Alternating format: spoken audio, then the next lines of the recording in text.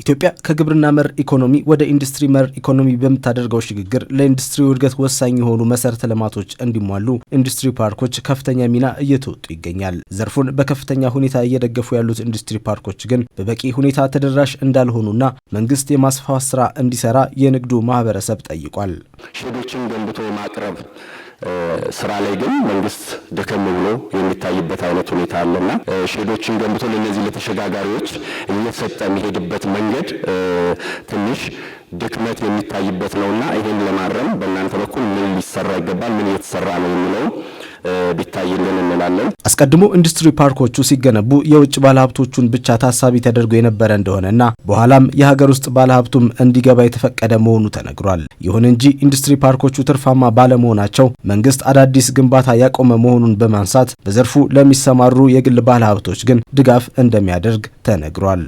ኢንዱስትሪያል ፓርክ 13 ገደማ አለን። 10 ጨረስን እኛ ነን። ሁሉም በዳ ነው።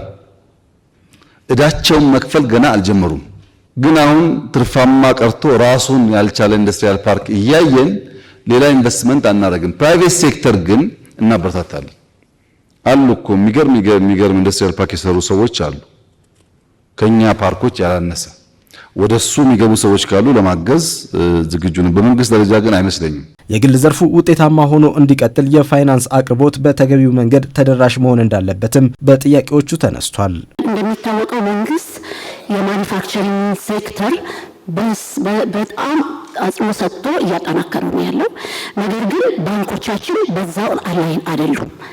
እንደሚታወቀው ባንኮች አብዛኞቹ ለትርፍ ነው የሚሰሩት። ስለዚህ የማኑፋክቸር ሴክተር ደግሞ ወዲያ ብር የሚያመጣ ስላልሆነ ለነሱ አፕታይት በቂ አይደለም። ስለዚህ ብዙ ጊዜ ችግር አለ።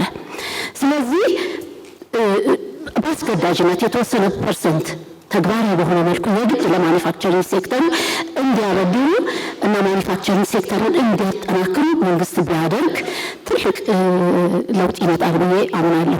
ከባንኮች ጋር ተያይዞ ለሚነሳው ጥያቄ የባንኮቹ ባለቤት እናንተው ባለሀብቶቹ በመሆናችሁ አሰራራቸውን እንድትፈትሹ ያሉት ጠቅላይ ሚኒስትሩ በመንግስት በኩል ግን ለግሉ ዘርፍ የሚሰጠው የብድር አቅርቦት እንዲጨምር መደረጉን አንስተው ቀሪ ስራዎች ላይም በቀጣይ እንደሚሰራ አስረድተዋል። በለውጡ ማግስት እኛ ስንመጣ 80-75% ገደማ የባንክ ብድር የሚበደረው መንግስት ነው። እናንተ አልነበራችሁ። ይሄ እውነት ነው። ቦንድ ነበር፣ ታውቃላችሁ። 27% ቦንድ ነበር። ብድር ለፕራይቬት ሴክተር አይሰጥም። አሁን ቢያንስ 80-85% ብድር ለፕራይቬት ሴክተር ይሰጣል። ይሄ ጥያቄ የለውም። መንግስት ለቀነሰ ብድሩ ማለት ነው። ያም ሆኖ እናንተ እያደጋችሁ ስለሆነ ፍላጎታችሁም ስራችሁም እየሰፋ ስለሆነ የሚቀርበው ገንዘብ ግን በቂ አይደለም። አሁን ላይ በሀገር ውስጥ ያለውን አቅም በይበልጥ አውጥቶ ለመጠቀም በየሀገራቱ ኢትዮጵያን የወከሉ ዲፕሎማቶች ኢኮኖሚው ላይ ትኩረት አድርገው እንዲሰሩ ሲጠየቅ መንግስትም የዲፕሎማቶቹ ቀዳሚ ስራ ይህ እንዲሆን ማድረጉ ተሰምቷል። በዲፕሎማቶቻችን ዙሪያ ያሉ ክፍተቶች አሉና እነኚህም የኢኮኖሚክ ዲፕሎማሲ ልዩ ትኩረት ተሰጥቶ ቢሰራበት በጣም ጥሩ ለውጥ ሊመጣ ይችላል ብለን እናስባለን። ዘሆል ዲፕሎማሲያችን ኢኮኖሚ ተኮር እንዲሆን ተግባብተናል። የማንም ዲፕሎማት ዋነኛ ስራ ገበያ ማፈላለግ ነው። ዋነኛ ስራው እናንተን አስተባብሮ ኢንቨስት እንድታደርጉ።